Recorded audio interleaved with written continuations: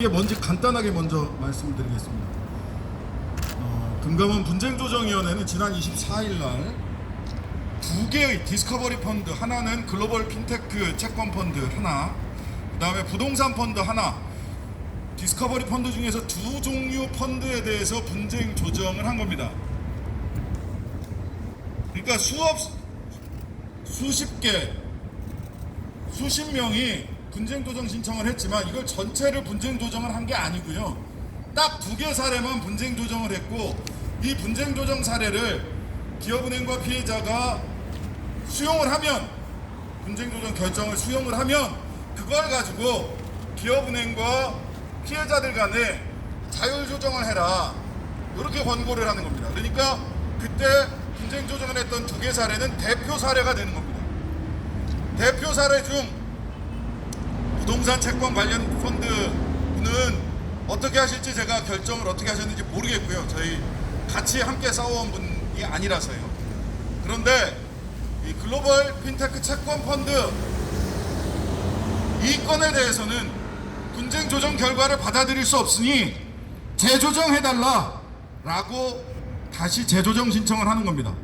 이 한 건에 대해서 재조정 신청을 하지만 이로 인해서 글로벌 채권 펀드 전체 분쟁 조정 신청을 한 피해자들의 분쟁 조정 또는 자율 조정은 전반적으로 이 재조정 신청 이후로 변경되게 됩니다. 따라서 사실상 한 건의 재조정 신청이지만 디스커버리 펀드, 글로벌 핀테크 채권 펀드는 모두 재조정 신청을 하는 것과 같은 효과를 가지고 있다. 이 재조정 신청의 효과는 그러하다라는 말씀을 드립니다. 이게 왜 중요하느냐? 기존의 금융감독원이 분쟁조정, 대표 사례를 분쟁조정을 하고 자율조정을 해서 지금까지 다 진행이 되어 왔습니다. 피해자 측에서 재조정 신청을 한 사례가 단 한 건도 없었습니다. 제가 아는 한. 그런데 최초로 디스커버리 글로벌 채권 펀드 같은 경우 도저히 받아들일 수 없다. 이번에 분쟁조정 결과는 도저히 받아들일 수 없다라는 판단을 했기 때문에 금융감독원에 재조정 신청을 하게 된 겁니다. 그래서 최초의 재조정 신청이다. 그만큼 금감원이 디스커버리 글로벌 채권 펀드에 관해서는 굉장히 납득할 수 없는 조정 결정문을 냈다라는 점을 먼저 말씀을 드립니다. 내용적인 부분은 왜 재조정 신청을 했느냐? 크게 보면 두 가지로 말씀을 드리겠습니다. 첫 번째는 착오에 의한 계약 취소 또는 기망에 의한 계약 취소라고 하는 계약 취소 사례에 대해서 우리는 지금으로서는 확인해 볼 수가 없다. 수사권이 없어서 더 이상 확인하기 어렵다. 그럼 옵티머스는요? 라임 무역금융펀드는요? 외부 법률 자문을 거치고 검토를 해서 계약 취소를 결정한 바 있습니다. 왜 디스커버리는 그러한 과정을 거치지 않습니까? 이거는 기망 사유가 없어, 계약 취소 사유가 없습니다, 이렇게 얘기한 게 아니에요. 지금으로서는 확인할 수 없다. 우리는 수사권이 없어서 추가로 사실관계 확인이 불가능하다. 소극적이고 있는 자기가 발을 뺄 수 있는 한 발을 빼기 위해서 만들어낸 논리일 뿐이지 적극적인 착오나 기망이 있었는지 여부에 대한 판단을 하지 않았다 라는 점이 첫 번째 내용적으로 재조정 신청을 하는 사유고요. 두 번째는 우리가 그렇게 부당권유 금지원칙 위반을 주장을 했습니다. 그런데 이 부분에 대해서 정말 비겁하게도 부당권유 금지원칙 위반에 관해서는 아예 일말의 언급이 없어요. 판단 누락입니다.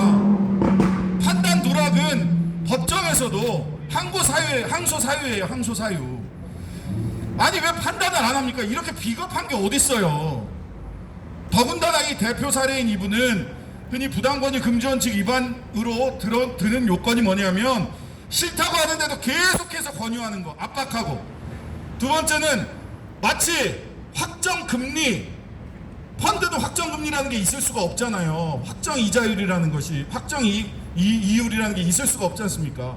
근데 이분은 상품 안내서에다가 6개월 3% 손으로 딱 적어줬어요. 자필로. 이거보다 더 확실한 부당권유 금지원칙 위반이 어디 있습니까? 막상 그렇게 왜 부당권유 금지원칙 위반에 대해서 판단을 누락했는가? 부당권유 금지원칙의 사례로 그 근거로 들었던 것에 대해서 일일이 판단을 하기 시작하면 부당권유 금지원칙 위반을 인정할 수밖에 없으니까 아예 드러내버린 거 아닌가. 부당권유 금지원칙 위반이라는 내용 자체를 아예 통으로 드러내버린 거 아닌가.